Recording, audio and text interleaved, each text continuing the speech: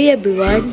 Today we will be discussing our topic for today is Automated Fingerprint Identification System or AFIS. Ano nga ba ang AFIS?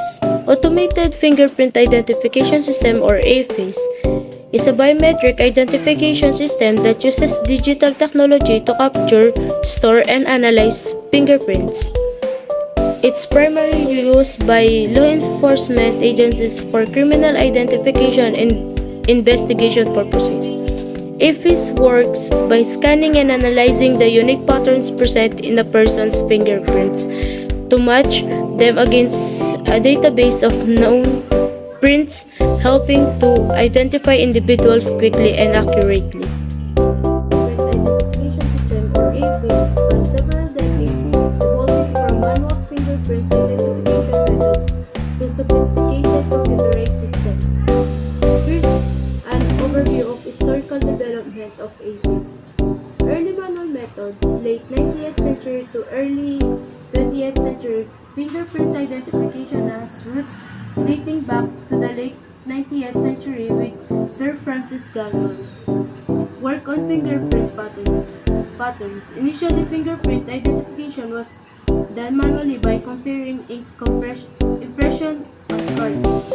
Henry classification system, early 20th century.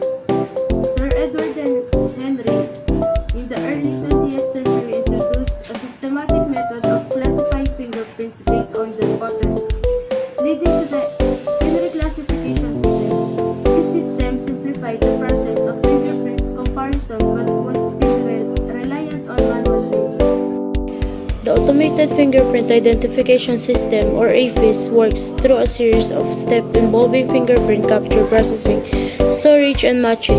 Here's a simplified explanation of how AFIS works. Number 1. Fingerprint capture. The process begins with the capturing a person's fingerprints using a variety of methods such as ink impression on paper, optical scanners, or live scan devices. Live scan devices are commonly used as they capture high-resolution digital images of fingerprints. Number 2. Image processing. Once the fingerprints are captured, the images undergo pre-processing steps to enhance their quality and remove any noise or artifacts. This includes tasks like image cropping, normalization, and feature extraction, where unique characteristics of the fingerprint patterns are identified. Number 3. Fingerprint template creation. From the processed images, a fingerprint template is created. This template is a digital representation of the fingerprint's unique features. Number 4. Database storage. The fingerprint templates are then stored in a database, often alongside other biographical information about individuals or such as name, ID number, or etc. The database can store a vast number of fingerprint records, making it valuable resources for identification purposes. Number 5. Matching process. When a new fingerprint needs to be identified or verified, the matching process begins. The system compares the features extracted from the new fingerprint against the stored templates in the database. Various algorithms are used for comparison, including pattern matching algorithms, ridge-based algorithm, and multi-based algorithms. Number 6. Core calculation and decision. During the matching process, calculates a similarity score between the new fingerprint and each template in database.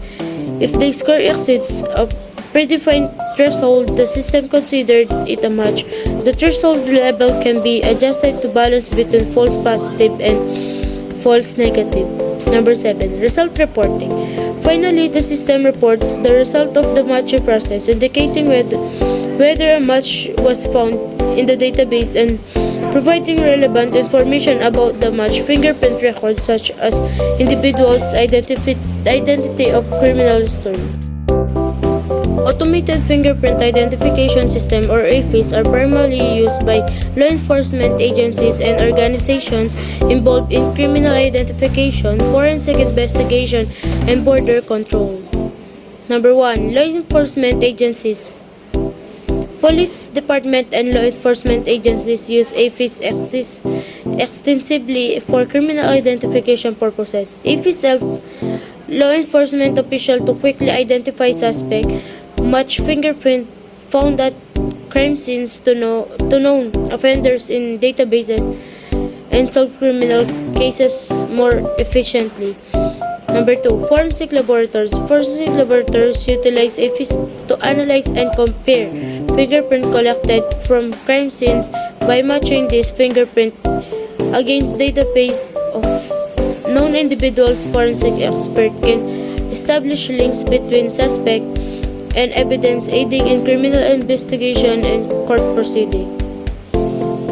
Number 3, immigration and border control. AFIS is also used in immigration and border control to verify the identities of travelers and entering or exiting a country. Border control agencies use AFIS to screen individuals against watch lists as database to detect criminal, terrorists, and individuals with fraudulent identities. Number 4, civil identification and background checks. Some non-law enforcement agencies such as government agencies responsible for civil identification and background check services may use AFIS to verify the identities of individuals and perform criminal history checks. Number 5, commercial and private sector. In some cases, private companies and organizations may use AFIS for access control, employee verification, or secure authentication purposes.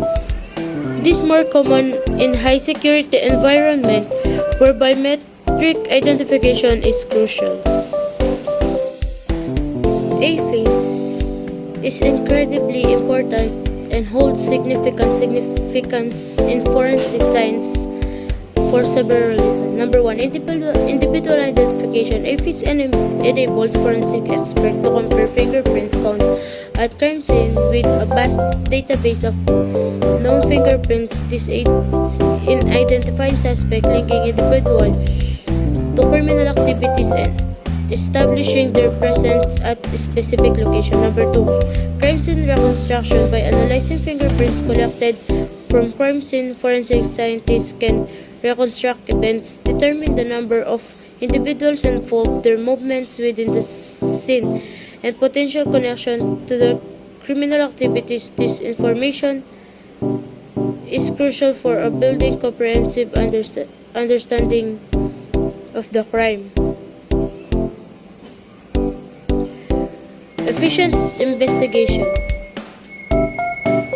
AFIS expedites criminal investigation by providing rapid and accurate matches between crime scene fingerprints and existing records in the database. This allows law enforcement agencies to identify suspects, prioritize leads, and make informed decisions during investigation. Biometric integrity. Fingerprint identification via AFIS ensures the integrity and uniqueness of biometric data. Since fingerprints are difficult to forge or alter, AFIS adds a layer of security and authenticity to forensic investigation and identify verification processes. Efficiency and accuracy. AFIS automates the fingerprint comparison process, leading to increased efficiency and reduced human error compared to manual methods. Forensic scientists can process large volumes of fingerprints data swiftly and accurately, saving time and resources.